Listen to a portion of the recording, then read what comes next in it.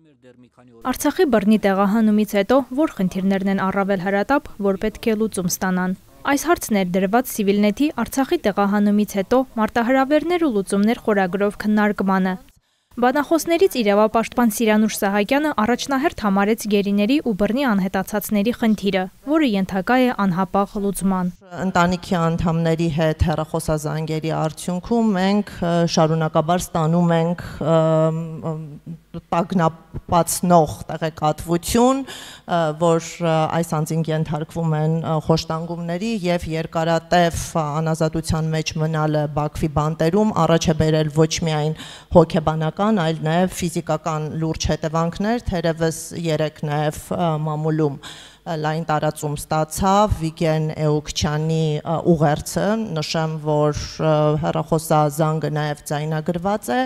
այն ստուգված տեղեկատվություն է եւ շարունակական բռնությունը հանգեցրել է ընդհուպ մինչև հաշմանդամության։ Բռնի անհետացածների մասով, ըստ Սահակյանի, կարևոր է գործարկել միջազգային մեխանիզմները, որոնք պարտավորեցնում են պետությանը բացահայտել բռնի անհետացման միջադեպերը։ Այդ հարթակներից է ՄԱԿ-ի բռնի անհետացումների աշխատանքային խումբը, որը մշտապես հարցումներ է ուղարկում ու պահանջում քննության տվյալներ, ինչպես նաև Մարդու իրավունքների եվրոպական դատարանը։ Բանախոսներից միջազգային իրավունքի մասնագետ Արա Ղազարյանը կարևոր համարեց արցախցիների գույքային իրավունքի խնդիրը։ 120,000 հայեր թողել են գույք, ինչպես ասենք Հյուսային Կիպրոսում 230 հույներ թողեցին իրենց գույքը մի քանի օրվա մեջ, բայց 41 տարի հետո Թուրքիան համաձայնվեց փոխհատուցել։ Ադրբեջանն իր աչքի առջև ունի այս օրինակը եւ գիտի, որ վաղ թե ուշ կամ պետք է փոխհատուցի ամբողջությամբ նկատեմ նույնիսկ բարոյական վնաս, այլ ոչ միայն նյութական, էլ չեմ ասում, որ թույլ տա, որ որոշ մարդիկ վերադառնան եւ ապրեն։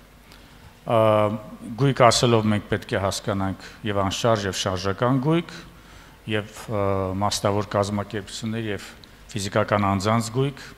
եւ հանրային գույք, եւ կրոնական կազմակերպությունների գույքը։ Նա շեշտեց, որ արդեն մի քանի 100 գանգատ է ներկայացվել եվրոպական դատարան օտարերկրյա իրավաբանական ընկերությունների աջակցությամբ, բայց քանի որ բռնի տեղահանված է 150,000 մարդ, լավագույն ճանապարհը միջպետական գանգատն է։ Արցախի մշակույթի, երիտասարդության հարցերի եւ զբոսաշրջության նախկին նախարար Լեռնիկ Հովհաննիսյանը անդրադարձավ Արցախի նյութական ու ոչ նյութական մշակութային ժառանգության ոչնչացման սպառնալիքին։ Նրա խոսքով Ադրբեջանն իրականացնում է 3 ուղղությամբ քաղաքականություն՝ յուրացում, ոչնչացում ու վանդալիզմ։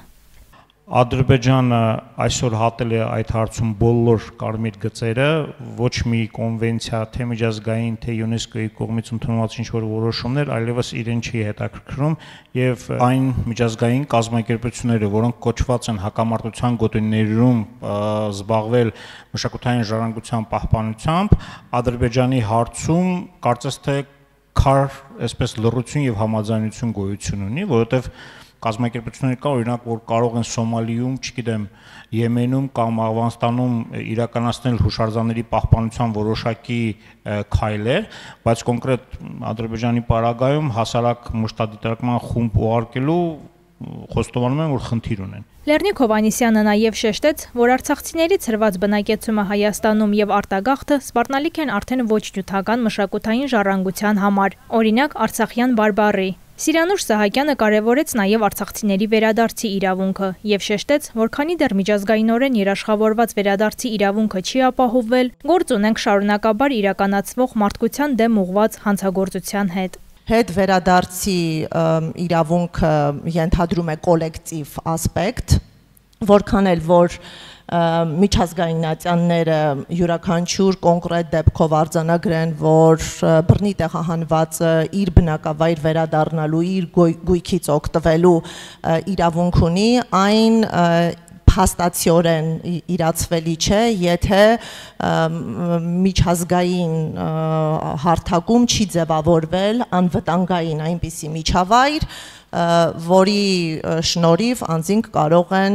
անվտանգ, արժանապատիվ կերպով վերադառնալ իրենց հայրենիք։ Բանախոսների խոսքով արցախցիների իրավունքների պաշտպանությունը երկարատև պրոցես է, որը պահանջում է համակարգված իրավական, քաղաքական ու հասարակական ջանքեր։ Անհրաժեշտ է ամրապնդել իրավապաշտպան կազմակերպությունների դերը, միջազգային համագործակցությունն ու լրագրողական աշխատանքը թեման միջազգային օրակարգում պահելու համար։